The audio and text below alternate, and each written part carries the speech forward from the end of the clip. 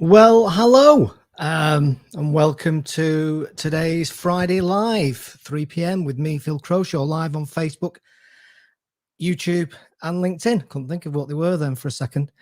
Yeah, so it's been one of those examples today, actually, of where you can get thrown, and it's very typical, isn't it, of life, and particularly in business and in careers.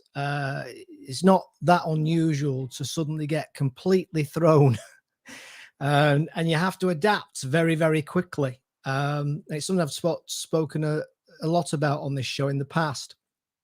So, my guest today, who I won't name, but it was another international guest, and he has actually been poorly with well, I might as well say it, with cancer, which is obviously a horrific thing. And unfortunately, he's had to message me today, not long ago, to say he just doesn't feel up to it because he feels poorly. And actually, the truth is that we were going to cover that. So I am definitely going to have him back on. I obviously wish him all the best, and I hope he gets well soon. And it's just it's just an example of what happens. You get thrown curveballs, don't you? God, I don't know to say too much about that when you think about what's been going on in the last couple of years with the curveball that is called COVID. So on the basis of the jeopardy that I always face, we'll play the live intro. And then on today's show, what I'm going to do is I'm going to play a clip of a video interview that I've done not so long ago with a lady called Julia Fry for the Passions channel.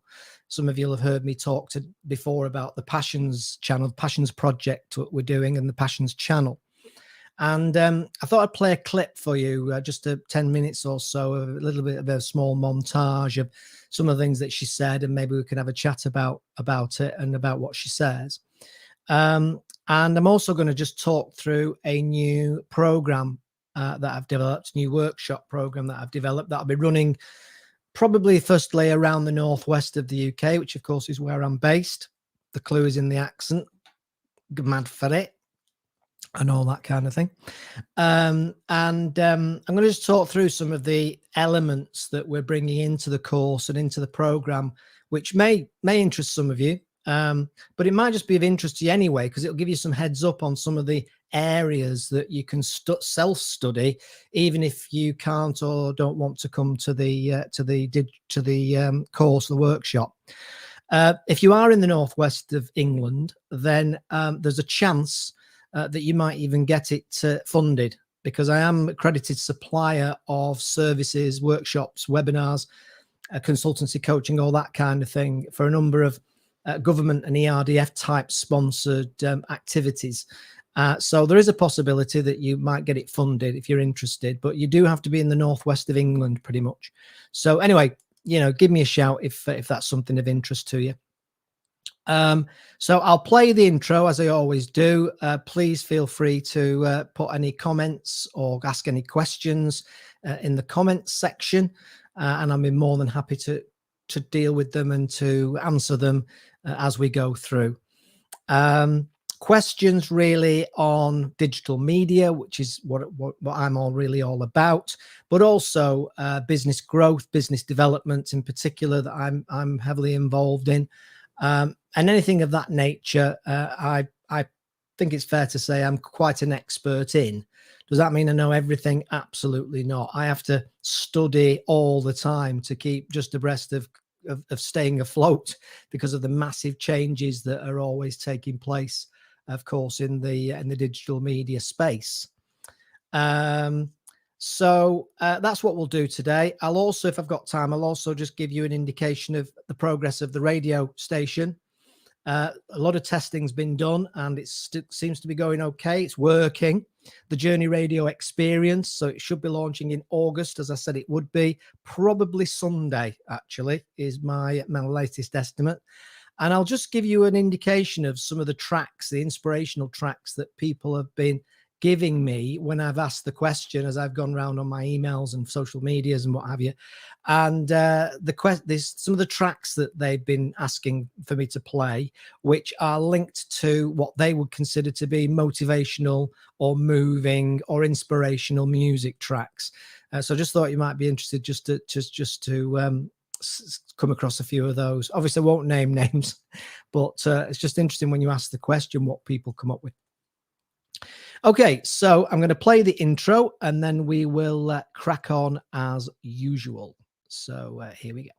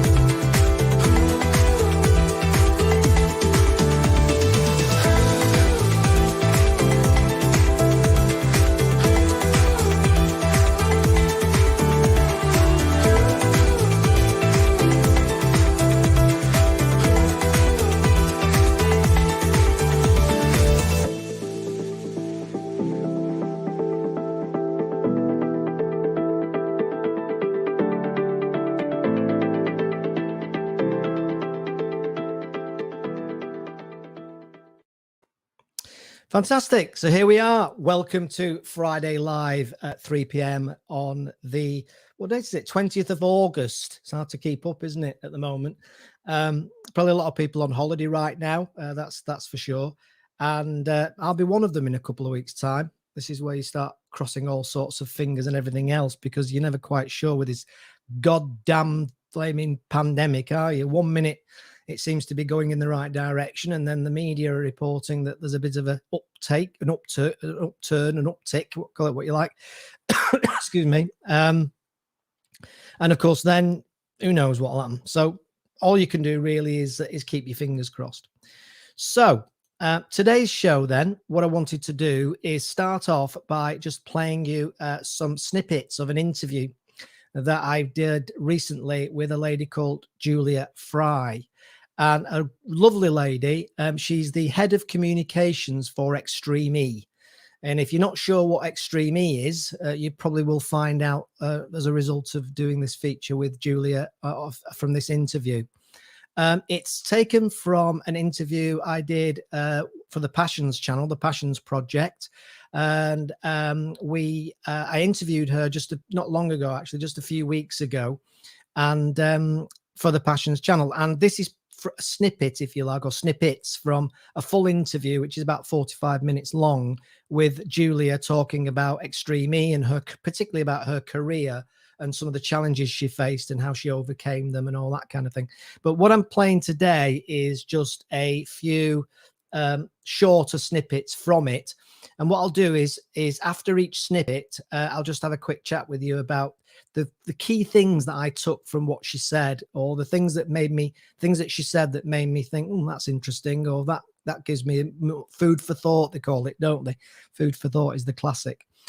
So like I said, if you've got any questions or you want to pop any comments down below, please do.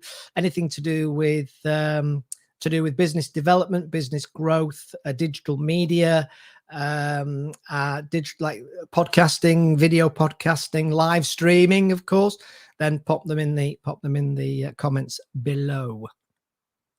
Right. Okay. So what I'm going to do, hopefully this is going to work, because I've not done this before in this way. So it's all jeopardy. But as I always say on this show, everything's jeopardy when you're live streaming. Anything can happen. I need to really have that as a bit of a kind of a strap line, don't I? Anything can happen, because it can really. Okay. So this lady, Julia Fry, head of communications for Extreme E. So I'm going to just play the first part, and then we'll have a chat about it. Here we go. Crowshaw again. And in this episode of Passions, I'm thrilled to be joined by Julia Fry from Extreme E. Enjoy.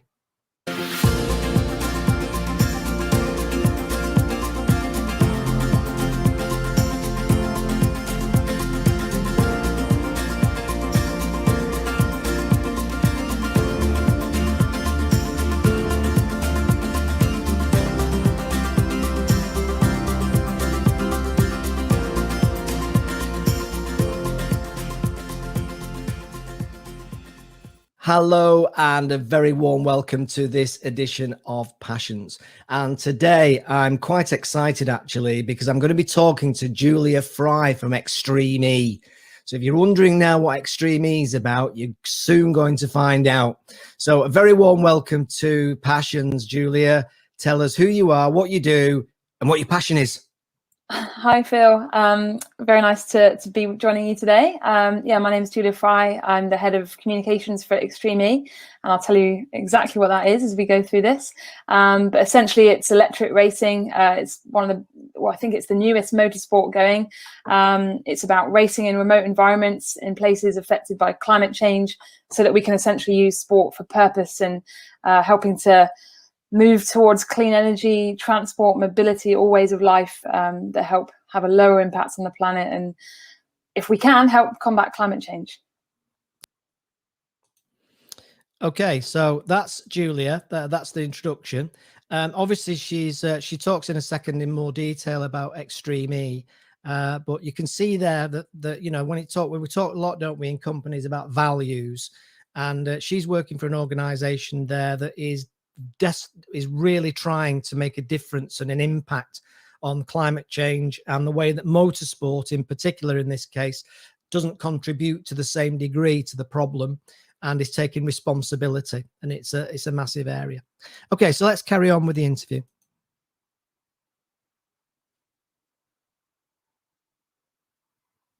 My passion is sports and communication. I played sports from a young age. Football, I was one of the only girls growing up at school who played football. I captained my school, went on to play in university. You know, sport for me has always played a massive role in my life.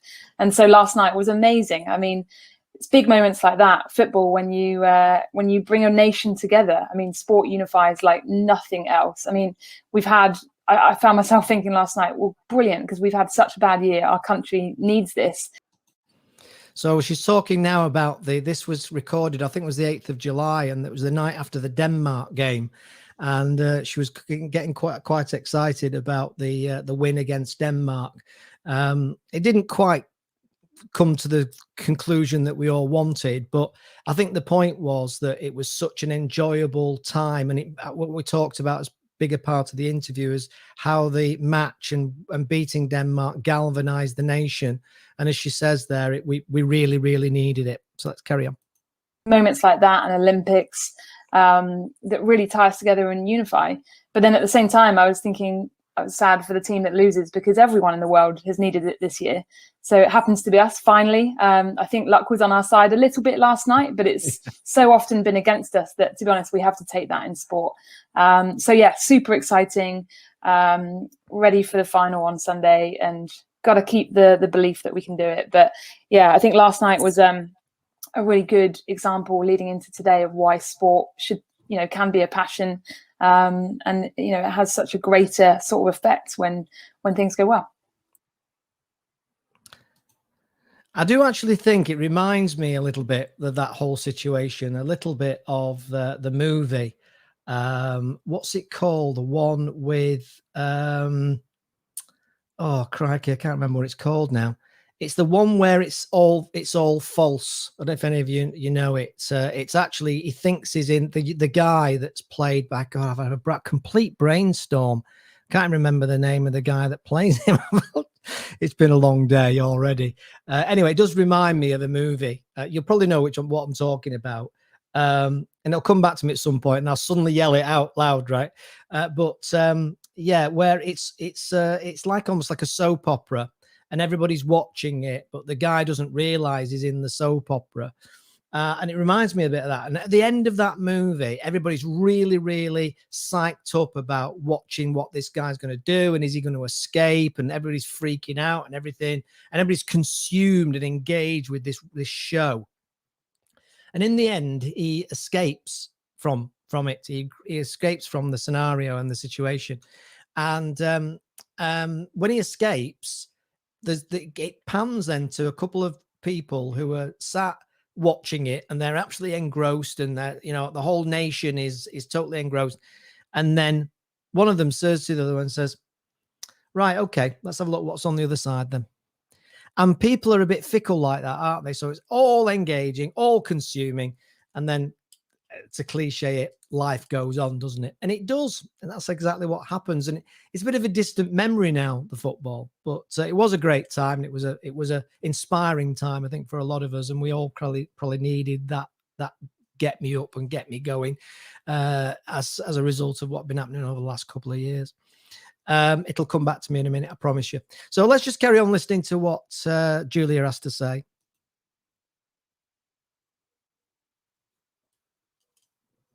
What I also thought was really interesting as a business consultant, business coach myself in my day job, as it were, it was amazing how much I saw mention of the fact that the similarities between what people in small businesses and careers and startups and all the rest of it can take from what they were experiencing last night and they were seeing in terms of leadership, especially from Gareth Southgate. Absolutely. I mean, sport translates so well into real life and, business situations. It's all about teamwork at the end of the day. It's all about, celebrating success, but also when things are hard, never giving up. Leadership is a thing. Teamwork is a thing. It's all things that we experience in our daily work careers, or at least I do. And I've always sought out those sort of team experiences, and that's how I see success, is through teamwork and leadership and learning, and also understanding failure. I mean, being an England fan and a Southampton fan, I understand failure quite well at times, but it's about also recognizing when you have success, not just going on to the next one, but learning how you got that success, what worked well, and sort of analyzing situations so that you can replicate that. But yeah, I think there's a lot that we can take from a business sense from the sports. Yeah, and that's very, very true. And I don't know you folks, but I've been to a number of events back when we could go to events. Remember those days? And I've had sports stars talking on stage. And I've been really inspired by a number of those people speaking. Mainly because a lot of what they share in that arena of sport is so transferable to business and careers, for that matter. Those areas of things like bouncing back from disappointment. So you win, you lose a cup final, and then maybe the next week or the 3-4 days later, you've got another match to play away from home against somebody like West Brom or Southampton or somebody like that. So bouncing back is a good example of that. Leadership as well. I've seen a number of managers talking at events as well, football managers, and obviously leadership is a critical part of football management and any sport management, really. I've been fortunate enough over the years to interview a number of sports people as well as part of this video journey I've been on in the last 18 years, and people like Sam Allardyce, the football manager, who, as some of you may know, is a hero of mine anyway, because I'm a Bolton Wanderers supporter. This is where I hear everybody sighing with disappointment and sympathy with me. But actually, we're doing all right this season. We got promoted last season, and this season we've won 1 and drawn 2. Not bad. Better than the pain of the few years before that. If you're into football a little bit, even, you might know what I'm talking about. So Sam Allardyce was a good example of that, and he talks a lot in that interview about the importance of how talent very often is not the key driver behind success in young footballers. They have to have the talent, of course they do, but he talks about a lot of it comes from the head. A lot of it comes from the inside, their attitude towards the the game, their attitude. You know, have they got the mental toughness, he used to call it? Have they got the mental toughness to cope with the knocks, to cope with the disappointments? And of course, nowadays you have to have the mental toughness as well to actually handle all the ridicule from and all the hassle and aggravation that you get from social media, which is a whole different thing altogether. So you know, you can learn a lot. I also was fortunate enough to interview Chris Akabusi. Some of you may know Chris as one of the world champion athlete, Olympic world gold medalist, and again he talks a lot about the mental side of athletics and the importance of digging deep. I think he called it. He was talking about digging deep. And one of the things, interestingly, he said, as a matter of interest, actually, is he said that the most depressing time for him was just after he'd won the gold medal. And he went back to his hotel room and he sat on the bed and he cried his eyes out because all he could think of was, well, what's next? So his whole purpose was about winning that gold medal for years, if not decades in some cases. And he'd achieved it. And then it was like, okay, well, what happens now? You know? And he said about attitude, and he said that he was probably one of the very few people who would be training on a Christmas day. And I guess that's probably quite a good example of it. So sport can teach us a lot about, teach business a lot about leadership, about teamwork, because it's all very critical when anybody achieves things in a sporting capacity. And even when it's something like something that you do on your own, you know, I don't know, say tennis, for example, your family and your coaches are still critical and key to achieving, you know, the very top of your profession. So, yeah, so that's the Julie was just there talking about sport, and it was interesting, wasn't it? She was the only girl in school, and she's not, as you can see, she's not that old, and she was the only girl in school that was playing football. Isn't that amazing? She was the only girl in school that was playing football. You know, it's 15, 16 years old. And now, of course, we've got women's football teams and England football teams and Arsenal, Chelsea, City, all these women's football teams. We've got women commentators as well. And that's only happened in the last really 3 or 4 years, maybe tops. So it just goes to show you that things can change. And without going into it now, because we think we've probably heard enough of it, but it does demonstrate why there's so much concern about what's been happening in Afghanistan this week, and the Taliban takeover, and some serious questions about not just about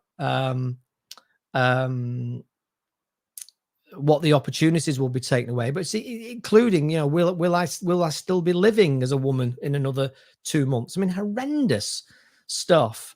And I think really the message from that we can get is just don't take everything for granted. Just stop and think about some of those people in Afghanistan and what they're going through, and also how things can change at the drop of a hat. How it's the same with business. Businesses can go out of business very, very, very quickly for all sorts of reasons. I won't name it, but there was something I saw online this morning about a hotel that had announced, it had written to all its suppliers to say that they would have to, if they were a supplier and they weren't on their preferred list, they would have to pay a fee to the venue. And also the couple getting married would also have to pay a fee in order to utilize the services of a non-recommended or non-authorized supplier. Flowers, food, photography, videography, cars, all those things. And they have got absolutely annihilated on social media. I've never seen anything like it. It's just comment after comment. People are uploading the email they've received and saying, absolutely no chance. I'm not accepting this. This isn't fair. It's not on. And it's an absolute PR disaster.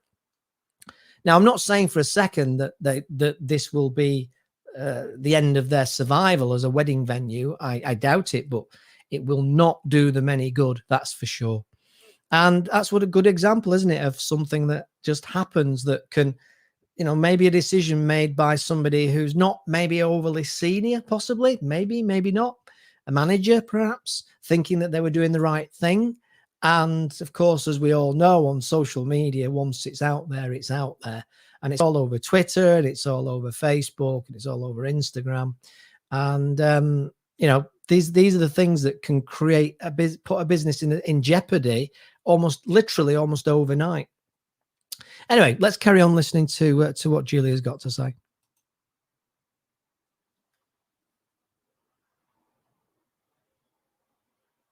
Brilliant. Okay, so let's just talk a little bit now about then Extreme E. Obviously, as I was saying before we came on, I got quite excited about it because I watched the race, the last race in, was it Senegal? I think it was Senegal. Yes. Yeah. And I was just hooked right from the word go. So tell me how you got involved in Extreme E, and then for those people that don't really know what the heck we're talking about, what exactly is Extreme E?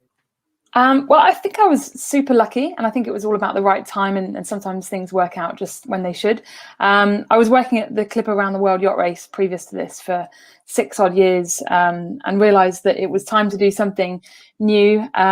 It was the right timing, and at exactly the same time I was thinking about that, I saw this opportunity on LinkedIn for something called Extreme E, which I hadn't really heard of before then. I think it had launched like the month before, so I had to give it a little look up. And as soon as I read about it, I mean, it just ticked every single box for me. It was about racing in remote environments, places that I'd never been to. When we're going to the ice cap in Greenland next month, which you just don't normally get the chance to go places like that. I've traveled a lot in sport, so it's hard to find some places that I haven't really been so far. But then it also had this purpose-driven aspect to it, which is built into the very sort of fibre of its creation, which is about using sport for purpose. And in this sense, it's about raising awareness and hoping to, create action. The transport sector contributes to about 30% of global emissions, and that is huge. And we are at the beginning of probably the biggest shift in transport that we've ever heard of since wheels and motors were invented. We're heading into electrification, and I think we're now understanding as a planet, the sense of action and consequence, and we need to move towards clean mobility in order to slow down what's happening to our planet if we want a good future. So it gripped me immediately. What was also quite nice, where it's a new sport and nobody had heard of it, the passion that I felt from those that were already running it on the inside. So, Alejandro Agag, Ali Russell, who's our, he's our engine, our powerhouse, who drives it all from the inside. The way they spoke about it, even though I had never heard about Extreme E before, I knew that it was going to go somewhere and that these guys had ambition. So yeah, it ticked every box. And over the last two and a half years, we've been able to build a sport from an absolute blank slate, create our own sporting format, which is terribly exciting, launch it, bring it to the fans, and it seems to be going well. And it's so gratifying when we hear people like you, who are obviously sports fans, you're into your motorsport, to say that you're watching it, you're enjoying it, because that is a huge sense of sort of achievement, and that's very satisfying. Okay, so that's Julia Fry from Extreme E. You can get the full interview on the Passions Project on YouTube, and you'll find it there in its entirety. She goes on to talk a lot about career, which obviously I was asking her about her career and some of the decisions she'd taken. She talks there about luck, and I challenged her, like I challenged everybody I ever interview, about when they say I was lucky. Because I have a very strong belief that, yes, sometimes you are lucky, but a lot of the time, cliche as it might be, you do make your own luck. And that's by doing things and doing strange things and taking action and failing fast and all the stuff that I very often talk about. So, yeah, do check Julia out, and you'll get an awful lot more from that interview if you go and watch it on the Passions channel on YouTube. Of course, it's free to watch. Okay, moving on then. I did say that I've just been, I think I mentioned it once before, but I'm very close now to launching a new radio station. It's called the Journey Radio Experience. This is what it does on the tin. And what it is, it's content on a radio level. It's an online radio station. I've not put a 47,000 foot transmitter in my back garden. So it's an online radio show, but it can be accessed by anybody. Currently in the UK, I can extend it out, but I can't have millions of people listening to it, which of course would happen if I put it live around the world. All right, okay, maybe not, but I will expand it out over time. But I've just been testing it and just basically just been making sure that all the technology is working and what have you. And the content, as I say, is about it's about insight, ideas, inspiration, and information on how to move forward in your life and work. That's the heart of it. That's what it's really all about. So it'll be interviews, like, for example, interestingly, and I've just realized this only just now, when I spoke to Julia Fry, who's just been watching, I asked her if she'd like to be on the radio show. Don't ask, you don't get. And she said, oh, that's intriguing. Tell me about it. So I asked her to choose 5 tracks that inspired her or motivated her, music tracks, obviously, that inspired her or motivated her or moved her in her life. And she just loved the idea, loved the concept, and went away and in extreme difficulty ended up coming up with 5 tracks. And the reason I say extreme difficulty, think about it for yourselves. If you had to name 5 music tracks, only 5, that's the key, that have motivated you, moved you, or inspired you most in your life, that's quite a challenge. And obviously I had many people, including Julia, coming back saying, can I have 7? No, you can have 5. And then that subsequently ended up with me interviewing Julia again. And what we did is we discussed her life and career again, but we discussed it including her 5 music tracks. Some people have said it's a bit like Desert Island Discs, which I guess it kind of is in a way. But it's very interesting to process to go through. And I'm recording those, and I've got numerous people who've agreed to be on it, sharing their 5 tracks, and I'll be recording those over the coming next few weeks. I think I mentioned it's probably going to go live this Sunday around 12 o'clock officially. So it'll be ready there, and I'll put it out on social media when it's live, along with a link to get access to it. Excuse me.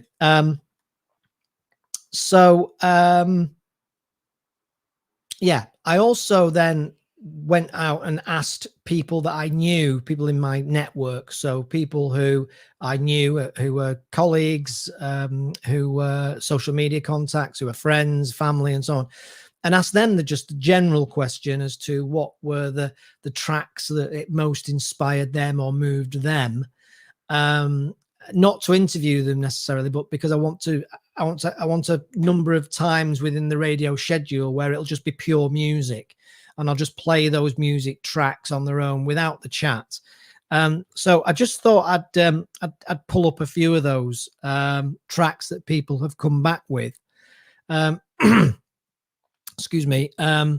Raw by Katy Perry was one. And that was from a lady friend of mine, and she said she plays that when she's angry and wants to just let go. She dances around the room and sings Katy Perry's Raw. I would actually play them. I'd love to play them, but Facebook gets very upset when you play music on your channels, and then of course you get into copyright issues and all sorts of things. You can do it on the radio channel, on the radio station, because I'm paying for a license to allow me to play the music, but you can't do it on social media, which is why, of course, you don't find, if you think about it, you don't find music channels playing the latest hits on social media.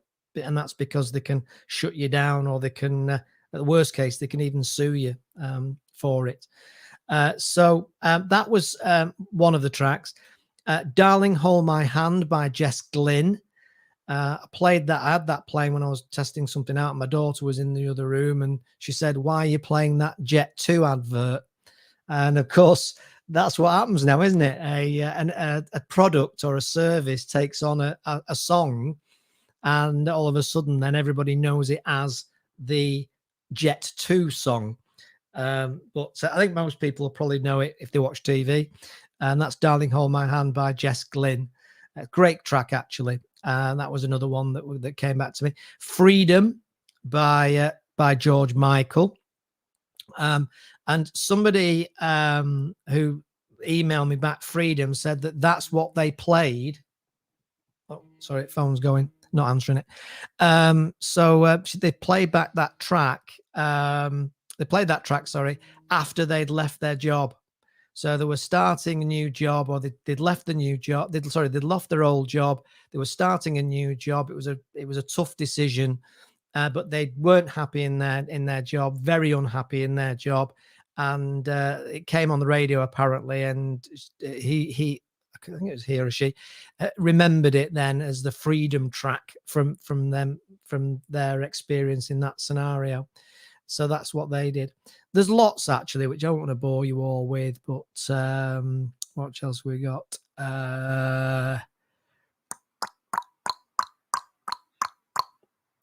Crazy by Seal is another track. Some of you may remember Crazy by Seal. As you can tell, my friends and family, mostly that I asked anyway, are obviously kind of like older like me. So the tracks are not what you might call what do they call them? Today's hits, I think they call them sometimes. They are older songs in a lot of cases, and some are just kind of a bit out there. Dancing Queen by ABBA. Cars by Gary Newman. Now, people of a certain age really are struggling at this point. The Best, Simply the Best by Tina Turner. What else have we got?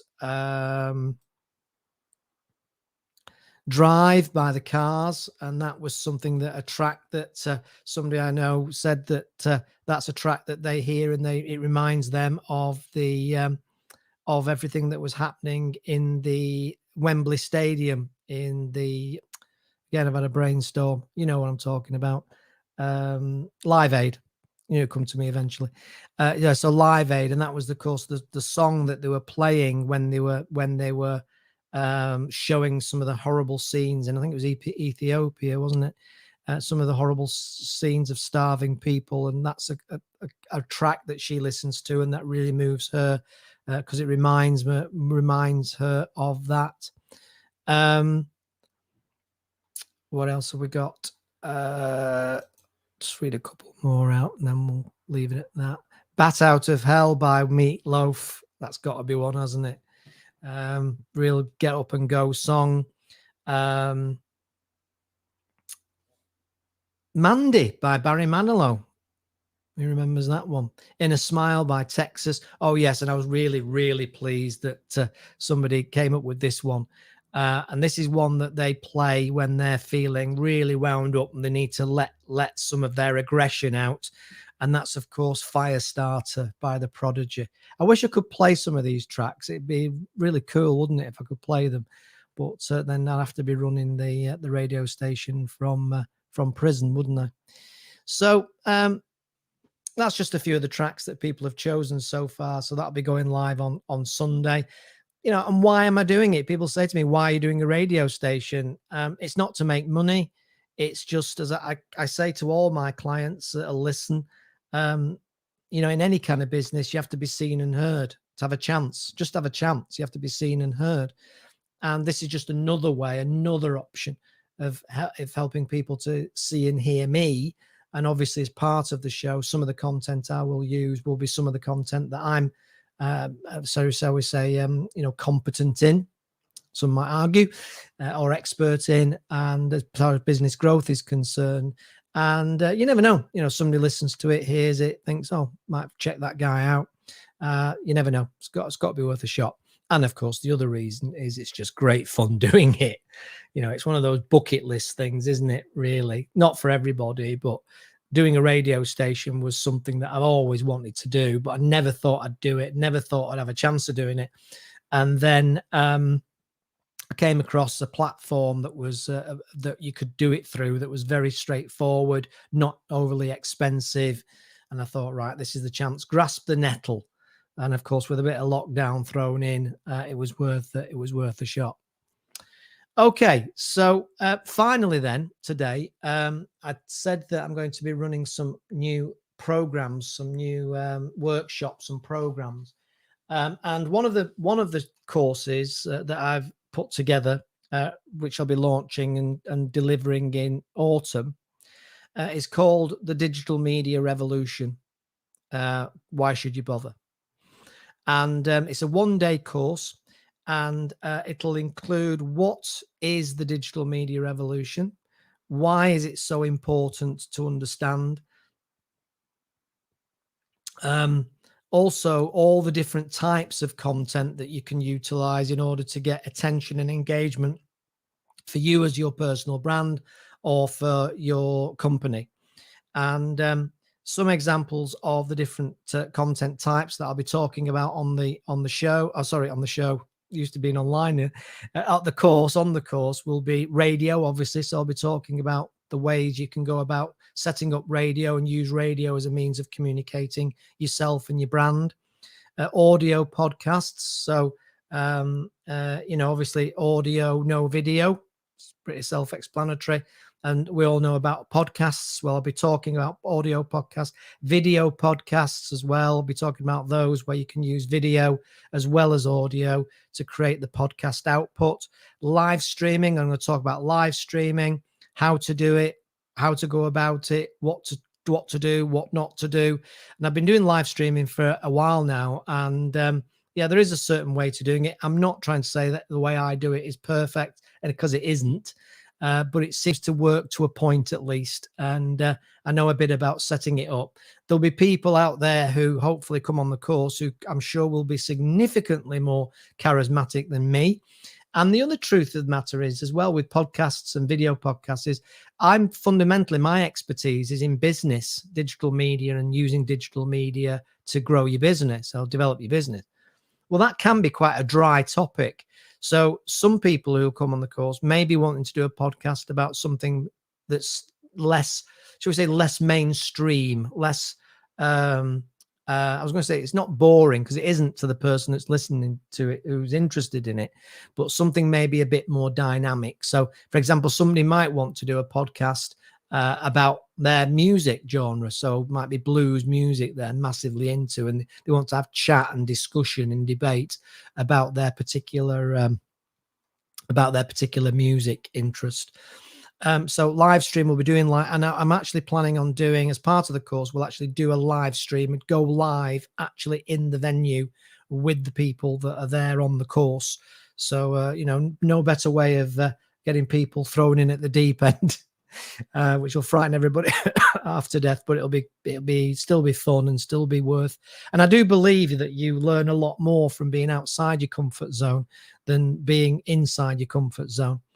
In terms of some of the formats that I'll be talking about and teaching people on the course, it'll be vlogs.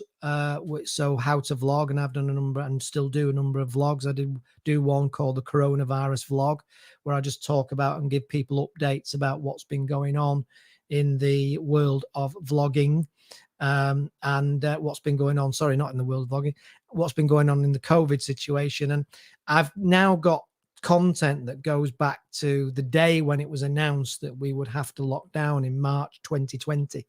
And it's amazing to look back at some, and I've taken video of actually driving along the road in Manchester, into Manchester, with like 2 cars on the road and me. And at about 4 o'clock in the afternoon, where normally, and probably right now, it's absolutely chocker again.